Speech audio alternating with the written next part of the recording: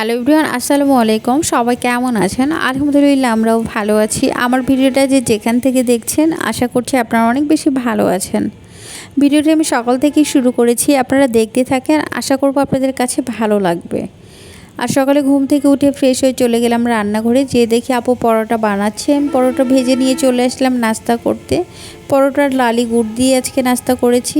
আর আজকে না, আপনারা প্রায় দেখেন আমি লালি গুড় আর পরোটা খাই, আমার কাছে খুবই ভালো লাগে।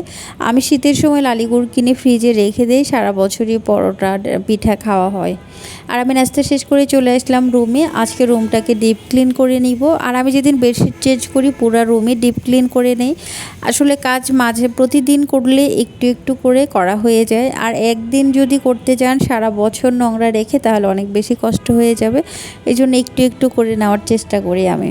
আসলে সবাই বলে রুম এত গোছানো থাকে, বাচ্চা নেই। আমার না হলে বাচ্চা নেই, অনেকের বাসা এত গোছানো, এত পরিষ্কার, এত পরিচ্ছন্নতা থাকে, তারপরেও তাদের বাচ্চা নিয়েই থাকে। কিন্তু আমার হয়তো বা বাচ্চা নেই। আমি ছাড়া পৃথিবীতে হয়তো সবারই বাচ্চা আছে, দু একজন বাদে আমার মতো। কিন্তু আমাকে এই কথাটা বলে। কিন্তু আসলে বাসা পরিষ্কার রাখতে গেলে অনেক পরিশ্রম করতে হয়, অনেক কষ্ট করতে হয়। এমনি এমনি একটা বাসা পরিষ্কার থাকে না। আর পরিষ্কার পরিচ্ছন্নতা থাকা কি অসুখ? আসলে আমি জানি না এটা কেন বলে। কিছু মানুষ আমাকে বলে এটা আমার অসুখ। আসলে যারা পরিষ্কার থাকে তারাই জানে পরিষ্কার পরিচ্ছন্ন থাকতে গেলে কতটা কষ্ট করতে হয়। আর আমি জানালাটা সুন্দর করে মুছে নিচ্ছি। আর জানালার থাই গ্লাস পরিষ্কার করা বেশি কষ্ট হয়, ভিতরে তো আসলে পরিষ্কার করাই যায়, বাইরের দিকে গেলে বেশি কষ্ট হয়ে যায়। আর জানালাটা সুন্দর করে আমার পরিষ্কার করা হয়ে গেল। এখন আমি পর্দাটাও আটকায় দিলাম।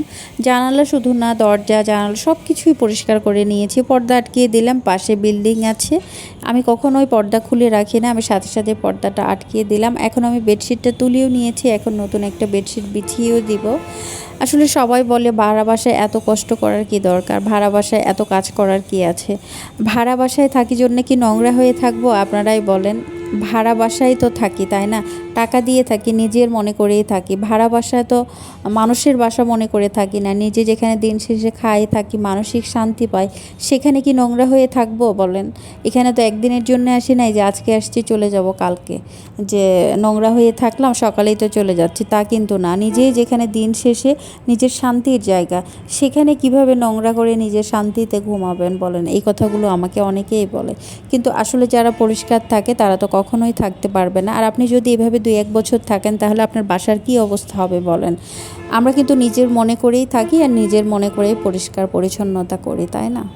আমরা কিন্তু কখনো বাড়িওয়ালের বাসা পরিষ্কার করতে যাই না, সেটা আমাদের না, এই জন্য আমরা কখনো করি না। আর এটা আমরা টাকা দিয়ে থাকি আমাদের বাসা, এই জন্যেই আমরা পরিষ্কার পরিচ্ছন্নতা রাখি। আর আমার ভিডিওটা কেমন হয়েছে আপনাদের কাছে ভালো লাগলে অবশ্যই একটা লাইক কমেন্ট করে দিবেন। আর সবাই ভালো থাকবেন, সুস্থ থাকবেন। আল্লাহ হাফেজ।